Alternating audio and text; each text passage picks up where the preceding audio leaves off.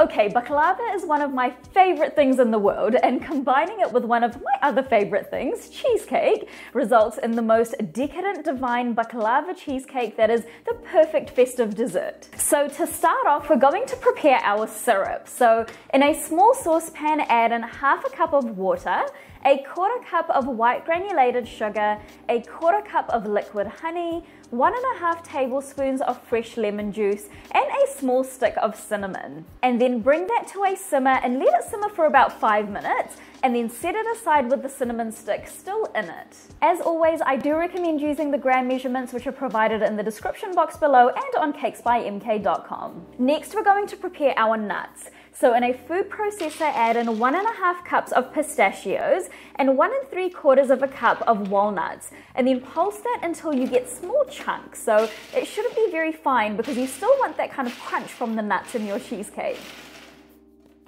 Okay, so this is what mine looks like. So you can see that there's some still kind of decent chunks left in there. Now you just want to measure out half a cup of the mixed nuts, which is about 60 grams, and set that aside to use for decorating right at the end. And then to the remaining nuts, add in 1 teaspoon of cinnamon powder and 1 teaspoon of white granulated sugar. And just give that a little mix and then set that aside for now as well. Now before we start on our cheesecake filling, you now want to preheat your oven to 140°C with the fan on so that it's nice and hot when we come to putting our cheesecake in. So for the cheesecake filling, in a large bowl add in 3¼ cups of cream cheese, and using a hand or stand mixer, mix that on a medium speed until it's nice and smooth, which should take less than a minute. Next, add in 2½ teaspoons of all-purpose flour and mix that in until just combined. Once that's done, add in 1 cup of white granulated sugar, 3/4 cup of sour cream, 2 teaspoons of vanilla, 1.5 teaspoons of lemon juice, and a 1/4 teaspoon of salt. And then again mix until just combined. We don't want to aerate the batter, so don't overmix it.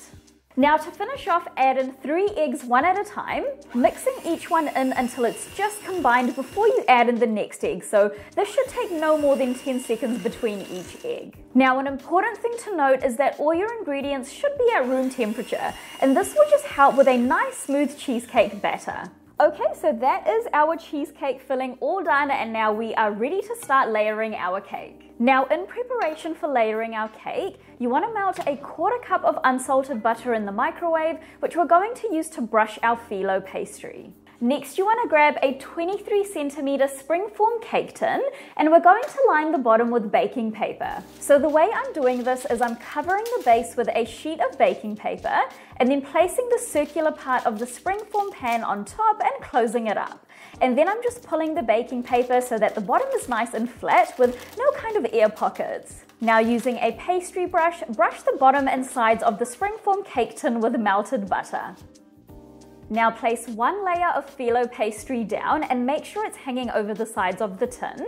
And then grab another sheet of filo pastry and place that in the tin in the opposite direction so that the entire cake tin is covered with the filo and none of the cake tin is exposed. At this stage, you want to generously brush the filo pastry with the melted butter and make sure you get the sides as well, and then place a thin layer of the crushed nuts that has the cinnamon and sugar that's mixed into it on the top. Then you're basically just going to repeat these steps, so 2 sheets of filo pastry, generously coat in the melted butter, and then place a thin layer of the crushed nuts on top. Then again, 2 layers of filo pastry, brush the top and sides with butter and place a thin layer of the crushed nuts on top. And then one last time, 2 layers of the filo pastry, brush with butter, and then place the remaining crushed nuts on the top. So all of your crushed nuts should be used up now. And now to finish off, we're going to place 2 more sheets of filo pastry on the top, and then again brush the top one with some butter. So in total, we've used 10 sheets of filo pastry in our cheesecake. Okay, that's the tedious part done, and now all you have to do is pour your cheesecake filling into your cake tin, and then you want to use some scissors to trim the top edges of the filo pastry. And then to make sure there aren't any large air bubbles, I like to drop my cake tin on the countertop twice and then run a toothpick through the cheesecake filling. Now to finish off, I'm just brushing the top edges with a little bit more butter just to make sure that all that filo pastry is nicely coated. Now I'm just placing my cheesecake onto a thin tray, and now this is going to go into the oven for 1 hour.